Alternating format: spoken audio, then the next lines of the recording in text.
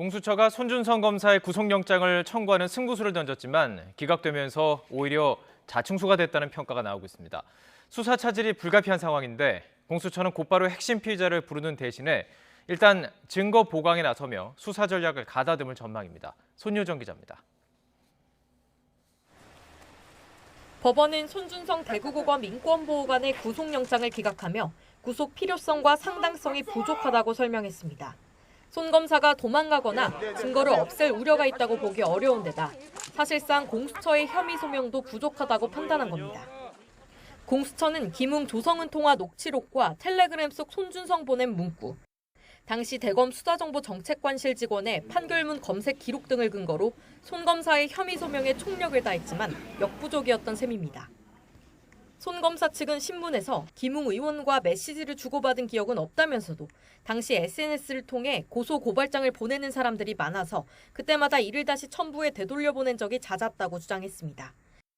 본인과 무관한 고발장이 얼마든지 손준성 보냄으로 표시될 수 있다는 전략으로 맞선 건데 고발장 작성자도 특정하지 못한 공수처는 이를 논리적으로 반박하지 못한 것으로 전해졌습니다. 결국 출범 이후 처음으로 청구했던 구속영장이 기각되는 수모를 떠안으면서 한 차례 소환 조사도 없이 구속영장을 청구하며 던진 승부수는 자충수가 됐습니다. 결과만큼이나 영장 청구 과정을 놓고도 잡음은 계속됐습니다. 영장 청구 사실을 뒤늦게 알려줬다며 반발하던 손 검사 측이 팀 내부 방침에 따라 알려주지 못해 미안하다는 말을 검사에게서 들었다고 한 겁니다. 공수처는 당시 수사팀 방침에 따라 구인장이 발부되고서야 알린 거라며 윗선의 지시가 있었다는 지적은 사실이 아니라고 반박했습니다.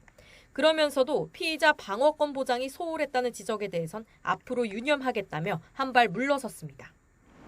공수처는 손 검사를 일단 불구속 상태로 조사한 뒤 영장 재청구 여부를 판단할 방침인데 이미 영장 심사 과정에서 패가 노출된 상황이라 소환 시점은 다소 늦춰질 전망입니다.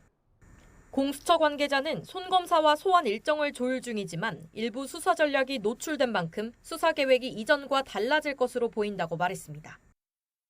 또 다른 핵심 인물 김웅 의원은 소환 일정이 공개되진 않았지만 확정된 것으로 알려져 손 검사보다 먼저 조사를 받을 가능성도 있습니다.